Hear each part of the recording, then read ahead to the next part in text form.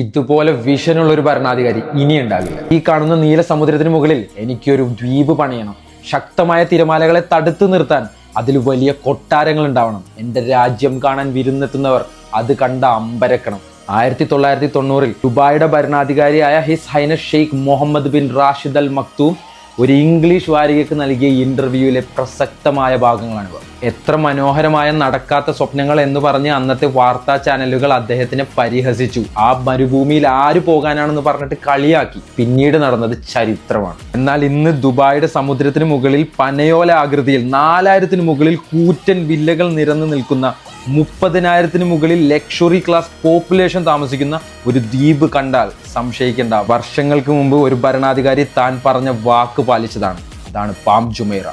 ആ മരുഭൂമിയിൽ ആര് പോകാനാണെന്ന് പറഞ്ഞ് കളിയാക്കിയത് തിരുത്തി ഇന്ന് ലോകത്തിൽ ഏറ്റവും കൂടുതൽ ആളുകൾ വിസിറ്റ് ചെയ്യുന്ന സിറ്റിയായി മാറി ദുബായ്.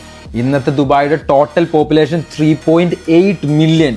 പാം ജുമൈറേനേക്കാൾ 2 ഇരട്ടി വലിപ്പമുള്ള പാം ജബലലി വരുന്നു. ഫ്യൂച്ചറിസ്റ്റിക് മെട്രോ സ്റ്റേഷൻ, ലോകത്തിലെ ഏറ്റവും വലിയ മോൾ, ലോകത്തിലെ ഏറ്റവും വലിയ എയർപോർട്ട്, കൈപ്പത്തി കൊണ്ട് പേയ്മെന്റ് ചെയ്യാൻ പറ്റുന്ന ഫെസിലിറ്റി, ഫ്ലൈയിങ് ടാക്സീസ്. സത്യം പറഞ്ഞാൽ ദുബായ് മറ്റു ലോകരാജ്യങ്ങളെക്കാൾ 3 പടി മുൻപിലാണ്. കാരണം ദുബായ് ഭരിക്കുന്നത് His Highness Sheikh Mohammed bin Rashid al മക്തൂമാണ്. ഇനി നിങ്ങൾ പറ, ഇതുപോലെ വിഷനുള്ള ഒരു ഭരണാധികാരി ഇനി ഉണ്ടാവും?